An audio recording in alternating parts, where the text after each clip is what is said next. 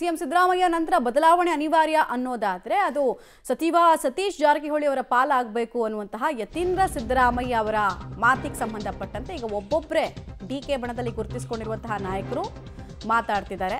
ಯತೀಂದ್ರ ಈ ರೀತಿಯ ಹೇಳಿಕೆಗಳನ್ನು ಕೊಡಬಾರದು,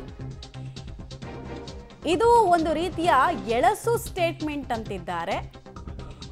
ರಾಮನಗರದ ಶಾಸಕ ಇಕ್ಬಾಲ್ ಹುಸೇನ್ ಯಾವುದೇ ರೀತಿಯ ಗೊಂದಲ ಸೃಷ್ಟಿ ಮಾಡೋದು ಬೇಡ, ನಾವು ಮಾಡಿದ್ರೆ ಬಲಾತ್ಕಾರ, ಬೇರೆಯವರು ಮಾಡಿದ್ರೆ ಚಮತ್ಕಾರ, ಹಿಂದಿ ಡೈಲಾಗ್ ಅನ್ನು ಕದ್ದು ಹೇಳ್ತಾ ಇದ್ದಾರೆ ಇಕ್ಬಾಲ್ ಹುಸೇನ್ ಅವರು. ರಾಮನಗರದ ಶಾಸಕ ಇಕ್ಬಾಲ್ ಹುಸೇನ್ ಅವರು ನಾವೆಲ್ಲ ಹೇಳಿಕೆಗಳನ್ನು ಕೊಟ್ಟರೆ ನಮಗೆ ನೋಟಿಸನ್ನು ಕೊಡ್ತಾರೆ, ಈಗ ಅವರೆಲ್ಲ ಹೇಳಿಕೆಗಳನ್ನ ಕೊಡ್ತಾ ಇದ್ದಾರಲ್ಲ ಅವರಿಗೆಲ್ಲ ಯಾವಾಗ ನೋಟಿಸ್ ಕೊಡೋದು ಅನ್ನೋ ಅರ್ಥದಲ್ಲಿ ಅಸಮಾಧಾನವನ್ನು ವ್ಯಕ್ತಪಡಿಸಿದ್ರು. ಮತ್ತು ಈ ಥರದ ಸ್ಟೇಟ್ಮೆಂಟ್ಗಳು ಕರೆಕ್ಟ್ ಅಲ್ಲ, ಸಮಂಜಸವಲ್ಲ ಅನ್ನೋದನ್ನು ತಮ್ಮದೇ ದಾಟಿಯಲ್ಲಿ ಆಕ್ರೋಶ ವ್ಯಕ್ತಪಡಿಸಿದ್ರು.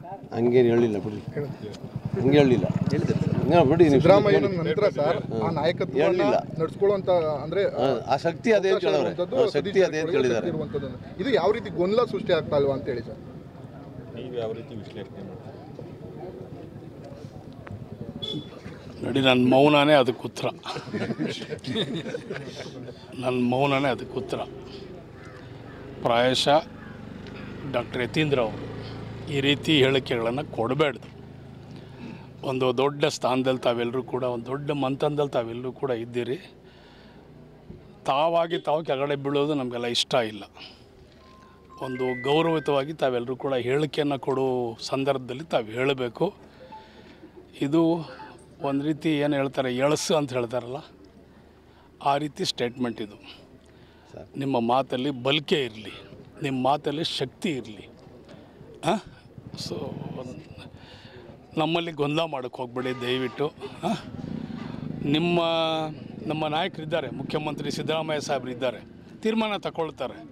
ನೀವೆಲ್ಲ ಮಾತಾಡೋ ಮಟ್ಟಕ್ಕೆಲ್ಲ ತಾವೆಲ್ಲರೂ ಕೂಡ ಹೋಗ್ಬೇಡ್ದು ಅಂತ ನಾನು ಚೌಕಟ್ಟು ಶಿಸ್ತು ಅವ್ರಿಗೆ ಅನ್ವಯಿಸಲ್ವಾ ಸರ್? ಅಂದ್ರೆ ನಿಮಗೆಲ್ಲ ನೋಟಿಸ್ ಕೊಡ್ತಾರೆ ಕೆಪಿಸಿಸಿಯಿಂದ, ಅಂದ್ರೆ ಸಿದ್ದರಾಮಯ್ಯನವ್ರ ಮಗ ಯಾವ್ದು ರೀತಿ ಸ್ಟೇಟ್ಮೆಂಟ್ ಕೊಟ್ಟರು ಅವ್ರು ಏನೋ ಹೇಳ್ತಾರೆ, ಕ್ರಮ ಇಲ್ಲ ಅಂತ ಹೇಳಿ.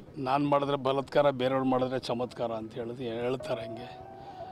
ಹಂಗೆ ನಾವೆಲ್ಲ ಯಾಕೆ ಹೇಳಬೇಡ್ದು, ಅವ್ರು ತಿತ್ಕೋತಾರೆ ಅಂದ್ಕೊಂಡಿದ್ದೀನಿ ಸರ್.